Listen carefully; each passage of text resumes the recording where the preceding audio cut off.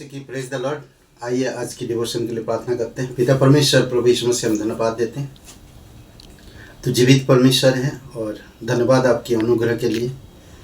तेरे अनुग्रह की वजह से आज हम तेरे राज्य में हैं। तेरी पवित्रता में, तेरी शुद्धता में बढ़ने में हमारी मदद करो। हमें मदद करो पिता कि हम तेरे स्वभाव और चरित्र में और तेरे मार्ग में बढ़ सके।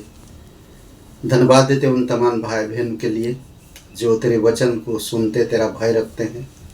धन्यवाद देते प्रभु यीशु आपकी पवित्र लहू के लिए। धन्यवाद आज का दिन को, इस समय को। प्रार्थना प्रभु यीशु मसीह के नाम से मांगते हैं, आमीन। ओके, आज हम लोग जो बात करेंगे और वो है यीशु ने 12 को आज्ञा देकर भेजा। यीशु ने 12 को आज्ञा देकर भेजा।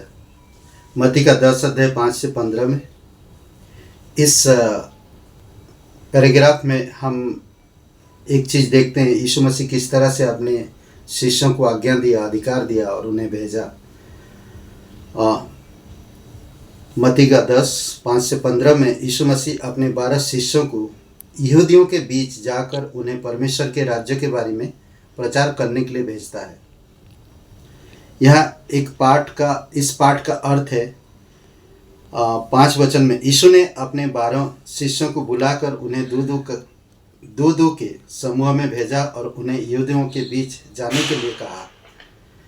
उन्हें यहूदियों को खोए हुए बच्चों को ढूंढने और उन्हें परमेश्वर के राज्य के बारे में प्रचार करने के लिए कहा। जाते समय वे लोगों को यह प्रचार करें कि वह परमेश्वर का राज्य निकट आया है।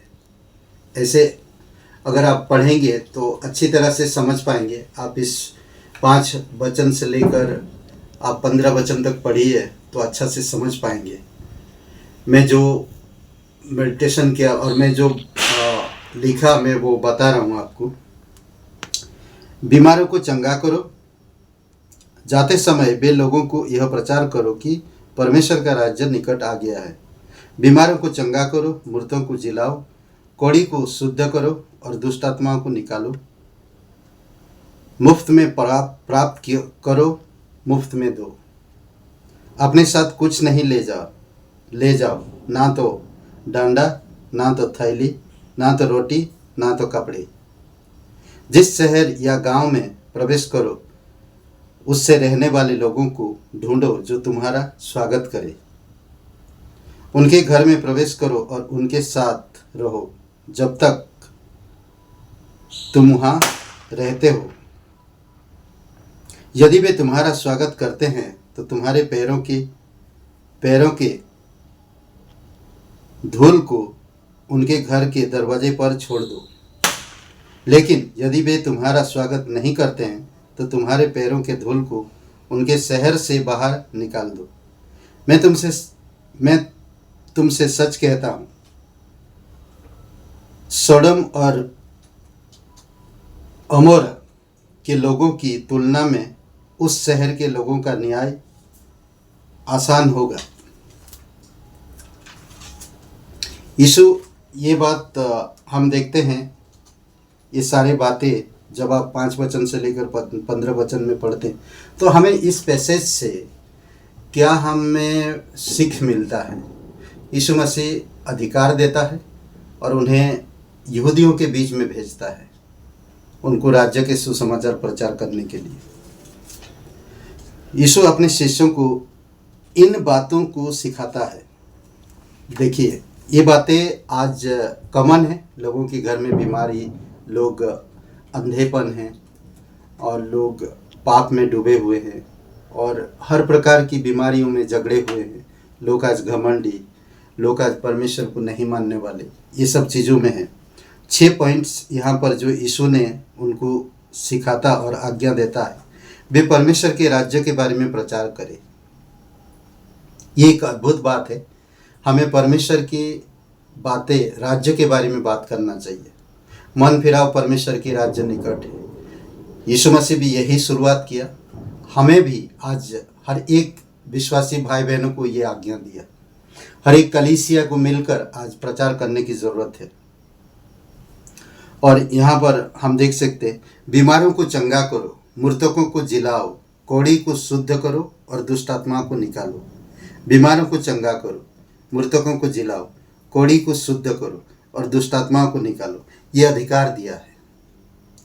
ओके, शैतान के बंधन में है, लोग पाप में है, लोग मरे हुए हैं और लोग कोढ़ में हैं।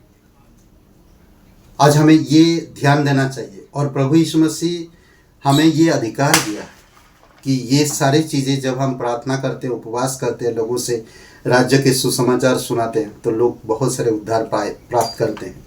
मुफ्त में प्राप्त किया करे हो तो मुफ्त में दो।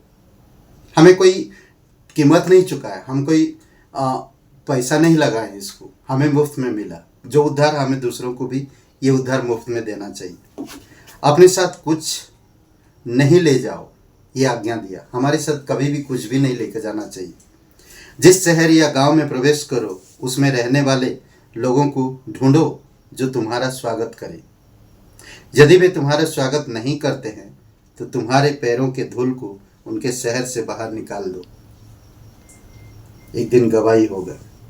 इससे हमें ये मैं ये सोच रहा था, हमें यीशु के शिष्यों के रूप में हमारी जिम्मेदारी को हमें समझने में मदद कर रहा है कि हम क्या कर रहे हैं। हम एक विश्वासी होने के नाते हम क्या करते हैं और हमें परमेश्वर के राज्य के बारे में प्रचार करने के लिए प्रोत्साहन कर रहा है। हमें कभी भी भूलना नहीं चाहिए।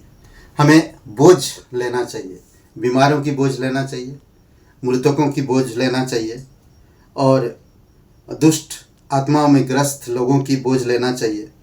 कोढ़ से लोग जो आज दसी करार है, पाप में डूबे हुए हैं, उनका बोझ लेना चाहिए।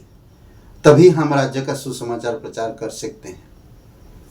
तो ये मैं थोड़ा सा आपको प्रोत्साहन करना चाहता था। आप खुद पढ़िए और आप खुद सोचिए, अगर मैं एक विश्वासी हूँ तो मैं क्या कर रहा हूँ? क्या परमेश्वर के राज्य के बारे में प्रचार कर रहा हूँ या नहीं?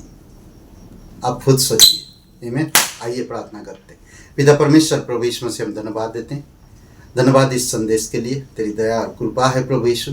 प्रत्येक भाई बहनों को ये जागृति दो पिता, कि वो समझ सके और जान सके और तेरे राज्य के बारे में बता सके लोगों को। धन्यवाद देते आपकी अद्भुत अधिकार के लिए।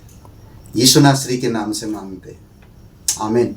हे ब्रदर एंड सिस्टर, सबको जय मसीह की। Praise the Lord. शुभ दिन आपका। बहुत बहुत धन्यवाद।